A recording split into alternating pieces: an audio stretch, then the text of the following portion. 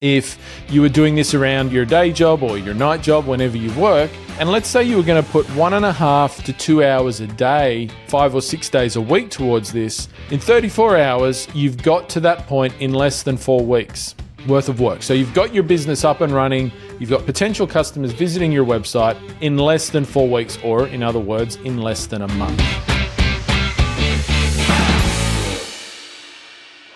Hey there, welcome back to the Dropship Podcast. John with you today for a solo episode, just me, no Ben.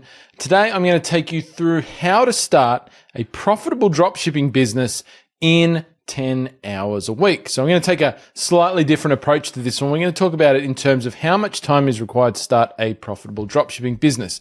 Now, why am I talking about this? Well, in 2025 and probably beyond, there is plenty of people who are looking to start an online business or a dropshipping business or some sort of business where they can start making money on the side of their current employment or whatever they currently do for money. This might be you. You might be listening to this right now thinking, it'd be awesome if I could make an extra $3,000 a month in my pocket, maybe more, or build something that while I'm still working, that I can transition to doing full time at some point down the track. So you might want to grow a big business, but you want to get started while you still have, I guess, the safety net of your full-time employment and your wage. And that's how I got started in dropshipping 11 years ago. It's how Ben, my usual co-host here on the Dropship Podcast, got started 10 years ago. We were both working full-time jobs and we built our business along while we were still working our full-time job. And so it's kind of nice that you can do that. I mean, you can go all in on business and have a bit of a runway and just dive into it full-time. And that works. That can work, but it is a riskier way to go about it. The great thing is that with high-ticket dropshipping, you can do this while you still work a full-time job. And I'm going to take you through the steps to do that, and I'm going to show you how you can use AI to help you a little bit to speed up the process. So we're talking about high-ticket dropshipping here. I want to be clear about that. We're not talking about low-ticket dropshipping or selling low-quality trinkets from China. That stuff doesn't really work. It's fast, yes, but it rarely works, and it's not the way to do it. We're talking about building a brand around quality products in a defined niche. The products come from quality suppliers who have their products warehoused in the same country as your customers. And we're using primarily search engine-based marketing to generate sales and bring customers to our website. So we're talking about doing things like running Google shopping ads on Google search engines or doing search engine optimization practices to bring free organic traffic to our website. So I want to break down the steps for you involved. It's actually a pretty simple process. Now, simple doesn't mean easy, so don't get that confused, but there is a simple set of steps that we need to follow to launch a high-ticket dropshipping business. There's 5, in fact. And here's what they are. I'm going to give you the basics, and then I'm going to show you the start of this on the screen. I'm actually going to do the first steps using AI tools to speed it up. But I want to take you through the 5 steps and what the time commitment is or could be for you to get this done. 10 hours a week and have your business launched in less than a month. So the first thing that you need to do to start a high-ticket dropshipping business is to set up your business, so the legal structure of your business, which is very simple. It's a little bit different in different countries, but it's very simple. You need to register a business and then find your niche. So find the products that you're going to sell and identify who you're going to sell them to. You can do that in 4 hours. So step 1 can be done in 4 hours. Now, once again, step 1 is one of the things that people commonly spend way too much time on. It's really easy to go super deep on research and second guessing yourself when it comes to what products should you sell, but you can do it way quicker. So 4 hours. Step 2 is building your website. Now, this might be a little counterintuitive, but we actually set up the website before we go and find the suppliers of those products that we're going to sell. And the reason we do that is for high quality products, the suppliers are a little bit, I wouldn't say super picky about who they let sell their products, but they need to have some level of reassurance that you're actually serious about running a business before they give you permission to put their products on your site so that you can sell them there.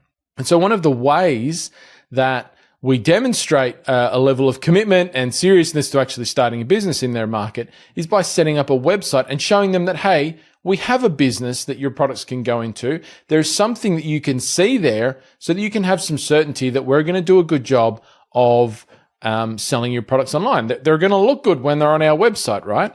So we build the website. Now, once again, if you don't have any experience with this, it takes you a little bit longer than when you do have experience, but using Shopify as your website platform, a lot of the heavy lifting is done for you.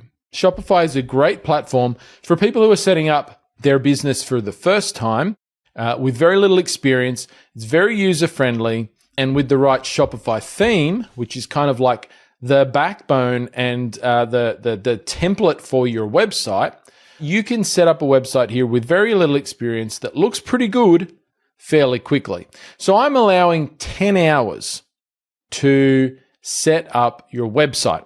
You're going to get your branding, so your logo and all of that sort of stuff done by somebody on Fiverr. So you can go to fiverr.com, double R in Fiverr, and there are literally tons of pretty decent quality graphic designers on there who can design the branding for your website. So things like your logo, etc., that's going to appear on your website, give you a good, high quality looking one. You're not going to have to do that work. So that's not included in the 10 hours. It might take you a few minutes to go and find the person that does the style that you want and send the job to them, but they're going to do that. You're going to set up your website to the standard that it needs to be to contact suppliers, and that's going to take you around 10 hours. Now, I'll show you an example of this website as we get further through this episode. So we're at 14 hours now. So if you're doing 2 hours a day, roughly 5 days a week, let's say, or maybe six days a week, we're not even up to 2 weeks here yet. So 10 hours on the website. Our third step is to find and contact the suppliers of the products that we want to sell. So you go out, you put together a little list of the suppliers of the products that you want to sell. So for example, if I'm going to sell infrared saunas, I'm going to do a little bit of quick research and find out who are the brands of infrared saunas in my country. I'm going to make a little list of their names. I'm going to go to their websites, find their contact details. I usually do this in a pretty simple spreadsheet. And then I'm just going to pick up the phone and I'm going to call them. And I'm going to have a quick conversation with them. Hi, my name's John from whatever my business is called. We're an online retailer of infrared saunas, and I'd love to have a chat with you about retailing your products through our website. Then have a conversation about that. See what they need from you. See if they're open to that. Usually they are. And so you're going to get a range of those suppliers say yes, probably a few say no. That's very normal. And then you're going to have products that you can put on your website. Now, that third step to find and call your suppliers, it doesn't actually take that long, like if you put it all together. I mean, it's just a number of phone calls. You're going to send some emails as well, maybe up to 20 calls or so, let's say. The calls aren't that necessarily that long. Sometimes they can be, but I'm allowing 5 hours for that. Now, you might be spacing that out across a few days, that time. But in total, if you put it all together in one chunk, it's probably only about 5 hours. You're going to do a little bit of follow-up as well. So that's about 5 hours worth there. Step 4, once you've got those suppliers on board, is to upload their products to your website. So your Shopify account is set up, your website's ready to go. You just need to put the product data that you get from those suppliers, and they will give you the product data, things like images, product descriptions, technical information, etc. You just need to upload that into your Shopify account, and those products can then appear on your website ready for sale. Now, that'll vary a little bit the time that's taken here, because if you have more suppliers or less suppliers, some suppliers have more products than other suppliers. So everybody who goes through this process probably ends up with a slightly different amount of products that they have to upload. But look, on average, I'm going to give that around 10 hours in our plan, 10 hours total. So, if you're working away at about 2 hours a day doing this, it's going to take you about 5 days. It is a little bit manual, right? And while it doesn't cost you any money to do it, you do have to put in a little bit of time. On the flip side of this, you could pay somebody to do this for you. So going to somewhere like Upwork or onlinejobs.ph, you can find people who are familiar with uploading products to Shopify, who you can give the product data to, and they will do the work of uploading those products for you. And so that can save you the time of having to do it yourself if you're willing to spend a little bit more money during the process to pay somebody to do it for you. So that's probably one of the main steps in this process that you could outsource to somebody else to save you the time. So then you've got your products on your website, and it's time for step 5. Step 5 is setting up your Google Merchant Center account, setting up your Google Ads account, and setting up your first Google Shopping ads campaigns.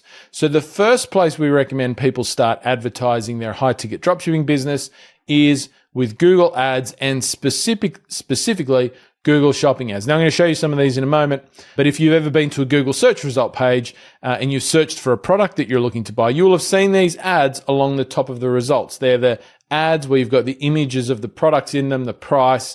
You can click on those ads and you go to the product page on a website that sells that product. That's one of the best ways to do your first marketing for a high-ticket dropshipping business. Now, why is that? It's because when you do high-ticket dropshipping, and this is one of the main reasons why we recommend high-ticket dropshipping, is because you're selling products that are already established in the market from brands that people actually know and recognize. And so there is already demand for those products. You don't have to create the demand. See, when you sell low-ticket stuff from China or something like that, nobody's looking for those products. Nobody cares about them. Nobody's interested in them. You have to go out and create the demand for them. And this is something that a lot of the gurus out there who talk about low-ticket dropshipping or any other type of dropshipping, frankly, don't tell you. Nobody wants to buy your products. You have to try and persuade them and cajole them into wanting to buy some cheap, tacky set of dog eyelashes from China, right? This is why most of the time it doesn't work. Whereas if I sell infrared sauna from a brand that's already established in the infrared sauna market, people are already on Google searching specifically for that brand and that sauna by name. All I need to do is step in front of them with the right ad and a good website and do a bit of customer service, and I'm going to make some sales because people are already looking for those products. And so that's why it's the best place to start is with Google Shopping ads. The customer can see the product, the customer can see the price, and you only pay if somebody clicks to go to your website. And so you've got a pretty high chance that some of those people that click to go to your websites are going to buy the product, and you're going to get the best bang for your advertising dollars there. Now, it's going to take you about 5 hours to set up those accounts, those Google accounts, to run those ads, and then to actually set up the ad campaigns themselves. About 5 hours. And then at that point, your site is now live. Customers are coming to your site and you can start making sales. So in total there, if I added those 5 steps and there are times that I've allowed for them together, we're looking at about 34 hours in total. Now, once again, if you were doing this around your day job or your night job, whenever you work, and let's say you were going to put 1.5 to 2 hours a day, 5 or 6 days a week towards this, in 34 hours, you've got to that point in less than 4 weeks worth of work. So you've got your business up and running. You've got customers visiting you, potential customers visiting your website in less than 4 weeks, or in other words, in less than a month. And we know these timeframes work out pretty well because we've helped thousands of people do this. And we've seen on average how long it takes people to do these steps. And this is why I talk about these steps. Now, I'm going to jump in here into our browser. So if you're watching along with the video version of this, which you can find on YouTube, you'll be able to see me going through this on the screen. I want to take you through the bit that people spend the most time on, in my experience, and too much time on, and that is finding the right products to sell. And look, I totally get it, right? Finding the right products to sell feels like a really big task that can, if you get it wrong, you're going to waste time. And that's true. You do need to get it right. A lot of people really struggle with second guessing themselves, with thinking that they don't know the right types of products to sell. But the reality is that you can get to it pretty quickly. And the bit that a lot of people really struggle with is just coming up with the ideas, like thinking of what are the products out there that people buy. So what I want to do here is I'm going to jump into my browser. I'm going to share my screen up and I'm going to show you how I do this right now. All right, so here we are, and you can see in my window here that I'm in ChatGPT, so one of the common AI tools out there. Now, you can do this exact same thing in any of the major AI tools that people talk about, that you've probably heard people talk about. So I'm in ChatGPT. You could do this in Grok. You could do this in Gemini.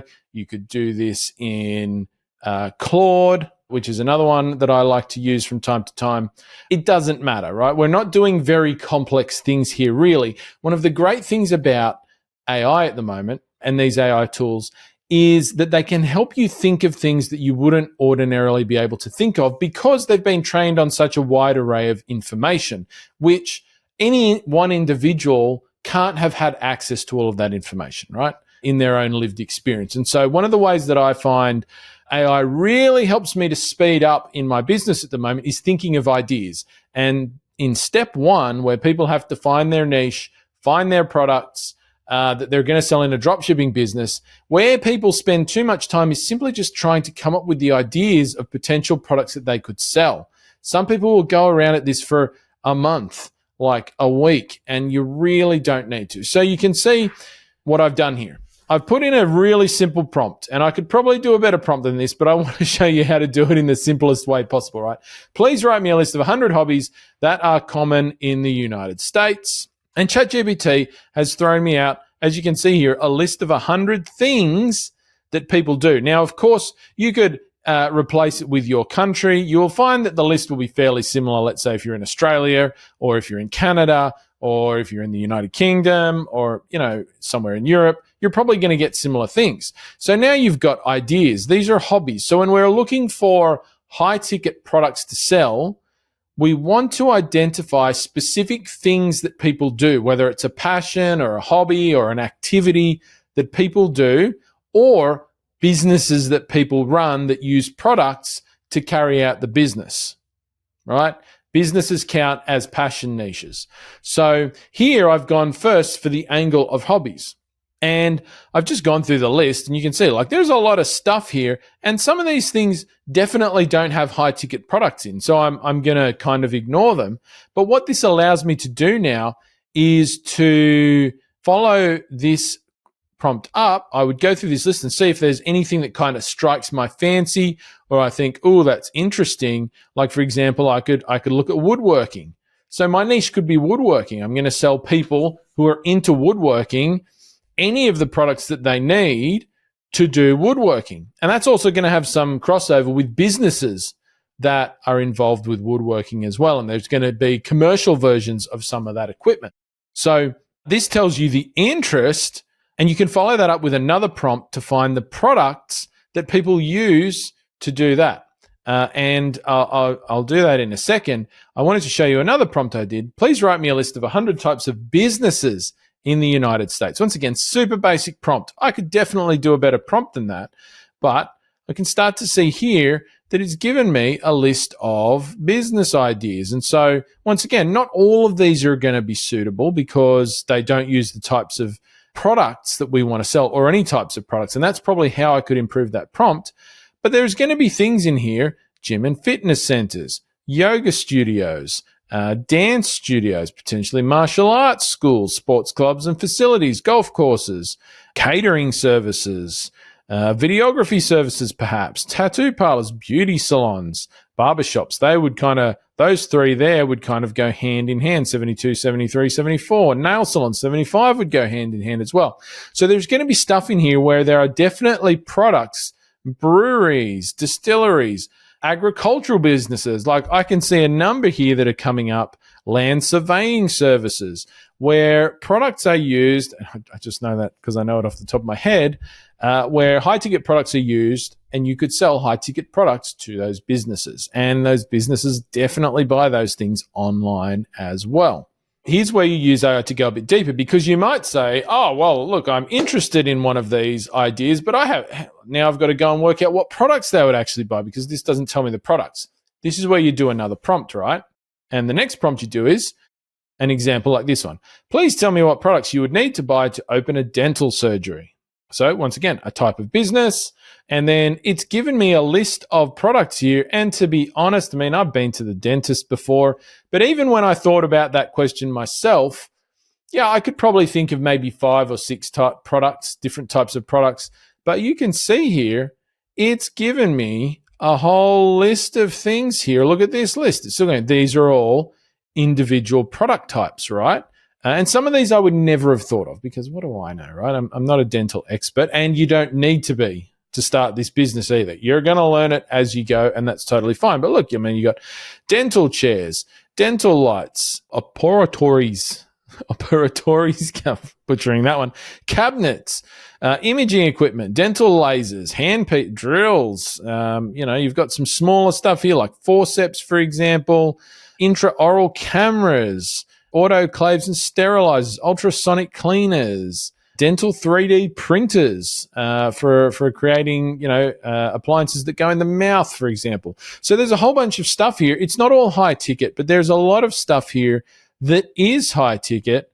Waste disposal systems, emergency equipment that needs to be in a dental studio. And there's probably even more because you could look at, well, how about the waiting room furniture? What about the benches that like the receptionists sit behind? There's a lot of stuff here. You can sell those things as well. So now I have a list of products, and I could do this for any of the ideas on here. Like I could have done it for going back up to any of these interests. I could have done the same thing. I could have replaced my prompt with, rather than saying, please tell me what products you would need to buy to open a dental surgery. I missed a letter in there even. I could say, I'd love to get into woodworking. What products should I consider buying to practice woodworking? And it's just going to give me a list of products. So what do you do then? I mean, it's great. Now I've got a list of products that I could sell. Fantastic. But what do I need to know now? Are they high ticket products or not? So we're doing high ticket dropshipping. We're aiming for a product price of $1,000 plus. So I need to know, like, are enough of these products high ticket products, right? So what do I do there? Well, I just take that list and I head over to Google, which you can see I've got on the screen now. And I started doing it for another one that was off the list, which was land surveying tools or engineering type products. And I've come in here and I'm just going to put in the product types and just put them into the Google search bar. So here I've done theodolite, which is a product that surveyors use for land surveying for sale. And I can see here, we talked about these earlier, our Google shopping ads. And so remembering back to earlier when I was talking about the first type of ads you run for a high-ticket dropshipping business being Google shopping ads, well, you can see these on the screen here. These are Google shopping ads. So when somebody goes onto Google and searches for a theodolite for sale, I would be placing my ad in here, and I would get in here very easily. Right, and I can see here, but right now I'm just looking for examples, right? So, this theodolite's $1,500. This one's $1,800. There's a few here that are lower ticket, which are probably lower quality ones, but I can definitely see there's some potential here, $1,300, $1,900, and so on and such forth. So I think these theodolites are something worth looking at. What I would do next is then, just to double check this even further, I would go into a website that sells these and see what other products they sell. So, i.e., a potential competitor of mine. So let's say I'm thinking of starting an engineer supply business, which I think is a great idea personally. I'm going to come onto a site like this, engineersupply.com. So this website is a retailer, like you are going to be, of high-ticket and low-ticket products, actually in this case, but they're selling equipment that engineers use and also include it like all types of engineers as well as people like surveyors. So I'm just going to get on here and I can see they've got a product category for surveying equipment. And when I get in here, I can start to see all these different types of products that they have, and now I can start looking around. And what I'm trying to do at this point, and I'm trying to do two things now. I want to keep seeing the prices. So let's go to pipe and cable locators. All right, well, looky here. We've got $1,500, $2,000, $2,000, $3,800, $5,000. These are all being sold online, $1,400. Okay, high ticket products, pipe and cable locators. Who would have thunk it, right? But what I'm also looking at here while I'm doing it is I'm thinking as well, can I see different brands of these products? So we can see here there's this, and once again, German, I'm going to butcher this, Schonstadt, Pipehorn, Leica, Geomax. So I can see already there's multiple brands in this space. Subsurface Instruments, Jameson. All right, I've already found about 6 suppliers just for one category of products, right? So you'll notice none of these brands are the same as this business. None of these brands are called Engineer Supply.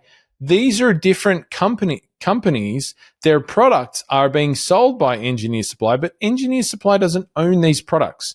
So Engineer Supply is doing exactly the same thing that you would be doing when you start one of these businesses.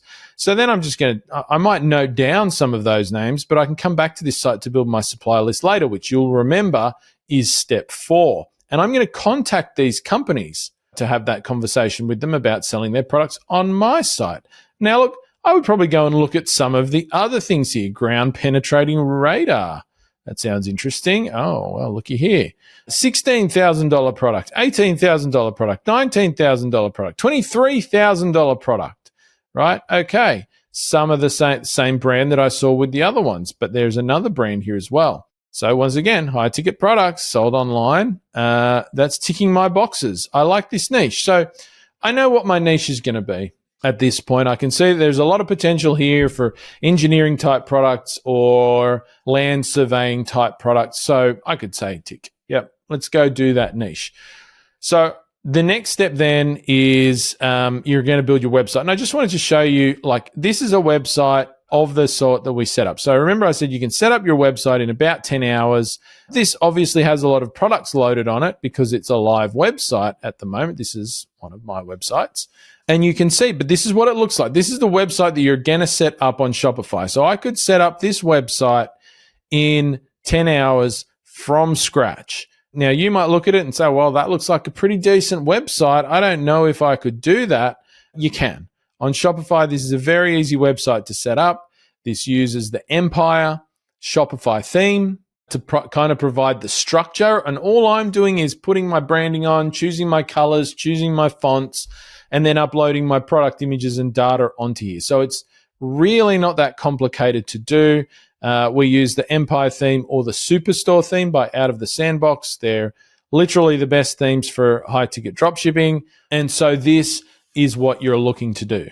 So now you know how you can start a profitable high-ticket dropshipping business in less than a month at 10 hours or less per week of work, of input from you. You can do it around your current job. I'll tell you, you can do it for less than $300. So you can go through and do all of the steps that I just showed you for $300 or less, $500 or less. It's not super expensive. Where you're going to pay the most is with your time. But even then, you could have your own business up and running for less than 40 hours of work around your current job in the mornings, in the evenings. There's literally nothing to stop you and nothing to hold you back. And there is very little risk from having a go at this. So if you've been watching along and you've been thinking about, wow, I'd really love to start my own business. I'd love to do something for myself. You don't have to have the aim of making millions and millions of dollars, even if it's just having a few extra $1,000s a month to help pay the rent, to help pay the mortgage, whatever it might be. Anybody can do this. It's simple. It's not complex. All you need to do is follow the right plan and be consistent, and you can get it done. Now, if you'd like to check out a much more detailed training where I take you through all of the 5 steps that I took you through here, plus a few extra things, head to dropshipbreakthrough.com/go, where you can find a free training. It's completely free. It's a lot longer than this episode, where I take you all through all of that. You can literally get started following that.